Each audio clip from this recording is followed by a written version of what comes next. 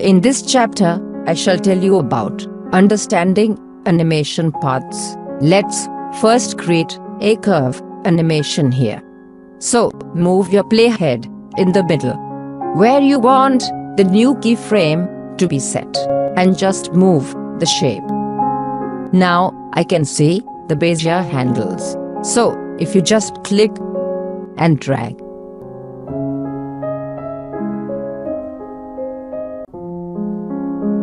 notice, now I am changing the motion path of this object. Press 0 to preview this. You will notice it's not the smoothest animation. So let's actually select this middle keyframe and press delete. Now, if I click directly on one of the keyframes, I can adjust the Bezier handles. Press 0 to see the preview. So, as you can see, it's much more smooth. If I want this to move in a perfect circle, select background, gradient layer. Press M. I can open up my mask. And here, you can see out the mask path that I have already drawn. Select this mask path. Go up under Edit menu and select Copy. Now let's select the blue shape. Let's delete those position keyframes and move my current time indicator to the beginning of the timeline and press Ctrl+V to paste. It automatically placed that animation as position keyframes, and you will notice it created several keyframes. Press 0 to see the preview. So, with animation paths, you can actually create custom animations relatively quickly. Next, I shall tell you about timing to audio. So, in this video, we are going to learn how to preview audio and add some marker to our scenes. Turn the visibility of all these layers off, except for the background layer. Now select Layer 8. You can preview audio in After Effects is by using the period key on your keyboard. Now, when you press the period key on your keyboard,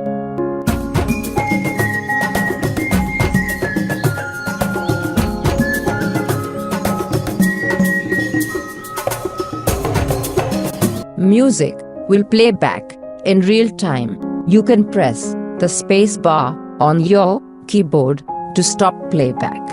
We can start adding some markers in real-time using the asterisk key. As long as layer 8 is selected, your markers will appear on layer 8. To play music, press the period key on your keyboard. Press asterisk key on your keyboard during playback music.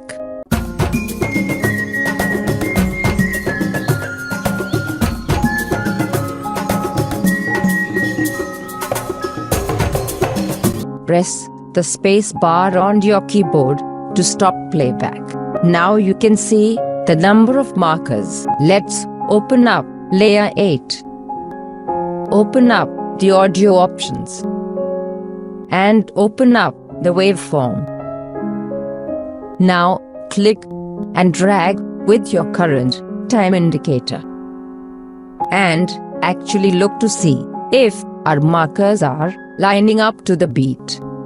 If you double click on the marker, you can actually open up labels. So here I can type a message or any kind of comment or anything. Type first.